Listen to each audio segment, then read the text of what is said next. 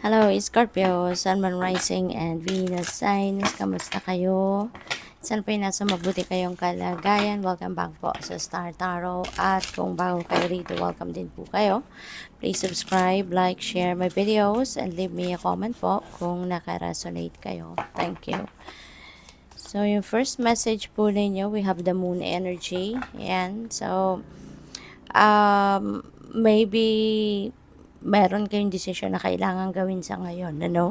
But, siguro hindi pa madinaw sa inyo kung ano yung pagbabasehan ninyo ng inyong desisyon, no?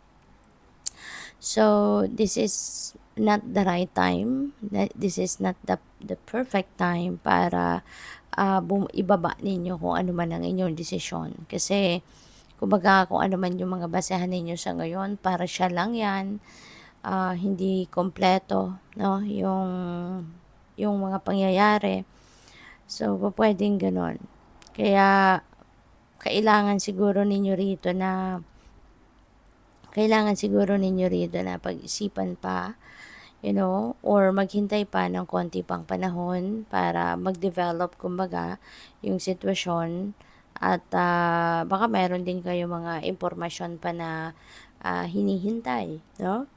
So, pwedeng ganun din ang ganap dyan. So, wag muna kayong magmamadali na magbaba ng inyong desisyon.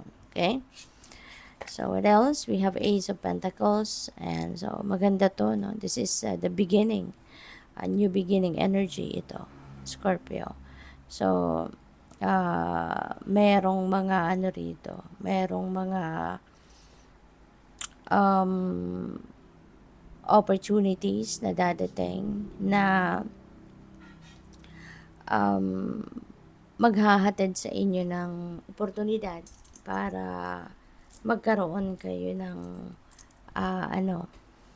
bagong pagkakataon na magkapera, no? Maaaring meron ditong karagdagan na impormasyon na dadating, and that is also going to give you an opportunity, no? Para siguro na magkaroon kayo ng, kunyari, bagong trabaho, diba? Bagong source of income. Baka merong opportunity dito ng pwedeng bagong business venture, mga ganon. So, depende sa inyong sitwasyon. But this is the time, no, na makakapagsimula kayo ng bagong buhay. This is the time na makakapagsimula kayo ng bagong ganap, no, sa inyong kaperahang aspeto. So, yun. This is a perfect time para makapagsimula ka ng panibagong sitwasyon sa inyong kaperahang aspeto.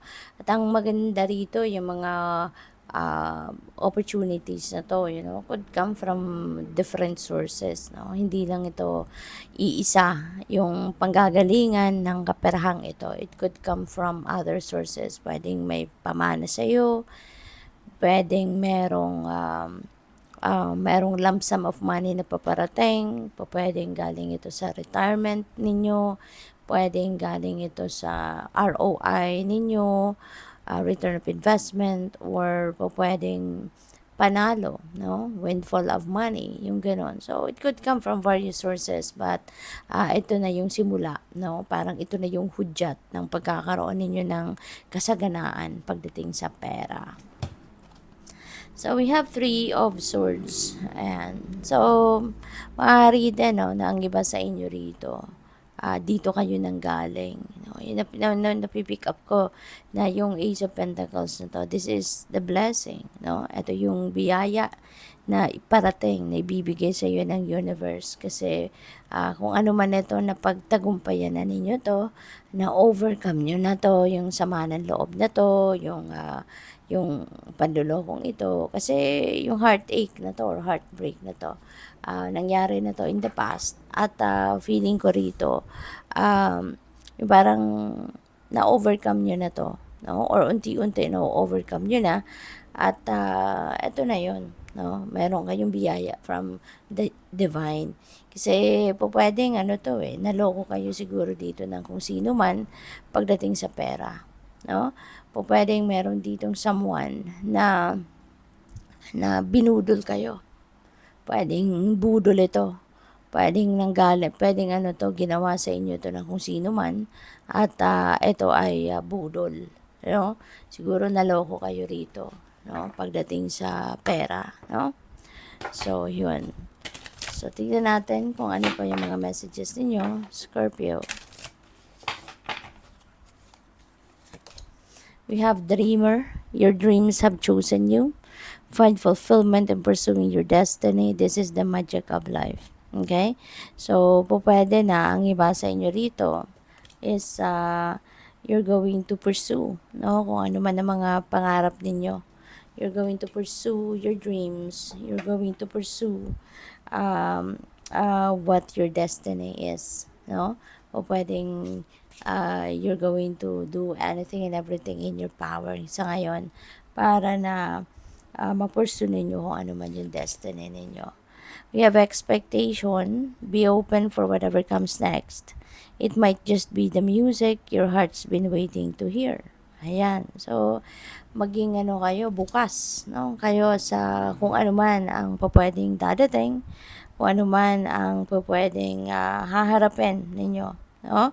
Kasi, pwede na yung mga biyayang dadating sa inyo, these are what you are expecting, no?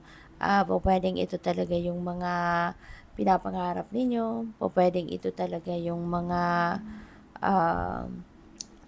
minimithi ninyo, yung ganon, no? So, be ready to receive, no? Kung ano man ang paparating. So, we have sacred space. Take time for the dreamer in you. Find your power and stillness in your sacred space is the peace you seek. Ayan. So, siguro kailangan din ninyo na magnilay-nilay at magmuni-muni sa ngayon. Maybe you are seeking for peace. You know, maybe you are seeking for tranquility. Maybe you are seeking for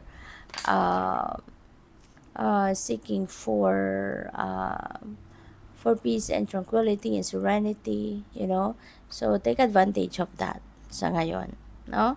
Kasi, maaari din na napagod na din kayo sa mga ginagawa ninyo, hindi lang physically, but also mentally and emotionally. Baka, parang, ano na kayo dito, pagod na, no? Yung ganon. So, good luck sa'yo. So, tignan natin kung ano pa mga mensahe ninyo. We have infinite abundance. Abundance is pouring into your life. Wow, napakaganda, no? So, pwede na yung abundance na to is abundance of money. Kasi meron tayong Ace of Pentacles. So, si Ace of Pentacles, that is also an energy of abundance and prosperity. Kaya, pwede talaga na mayroon kayong paparating dito na nakaperahan. Mayroong paparating na malaking biyaya dito, no? So, at ang maganda rito, infinite abundance siya. Infinite, no? Parang tuloy-tuloy, walang katapusan ito. So, baka ito na yung simula ng pag-flow ng kaperahan ninyo. Ito na yung simula ng pag-flow ng financial opportunities, no? Sa inyo. Kaya, ang ganda. So, we have a known territory. Okay? So, sabi dito, you're exactly where you need to be. Ayan, so kung nasaan man kayo sa ngayon, no? Yan ang lugar ninyo. That is your destiny is, no? So pwedeng nandito na kayo sa kung saan kayo dapat mapunta, 'di ba? Or pwede na yung pupuntahan ninyo or dadat na ninyo na sitwasyon, no? This is where you need to be. This is ito yung lugar na dapat ninyong kabilangan, yung ganon. So, good luck sa'yo. So, we have fellow travelers. Support is all around you. Okay? So, pwede na ang iba sa inyo is going to travel somewhere, no? Scorpio. Baka meron kayong pupuntahan, baka meron kayong babiyahiin, yung ganon, kung saan man kayo abutin, yung ganon. Wag kayong mag-alala kasi meron mga tutulong sa'yo, no? Meron kayong pwedeng hingian ng tulong. This a reminder sa inyo na huwag kayong mahihiya, huwag kayong magdadalawang isip na humingi ng tulong, yung gano'n, ano? Kasi merong susuporta sa'yo. Merong tutulong sa'yo, you know? At merong magbibigay, yung gano'n. Kung ano man ang kailangan ninyo, no? Kaya rest assured that whenever you need help, whatever it is na kailangan ninyo, humingi lang kayo ng tulong. No? Just ask and you shall receive. Thank you for watching Love and Light. Namaste.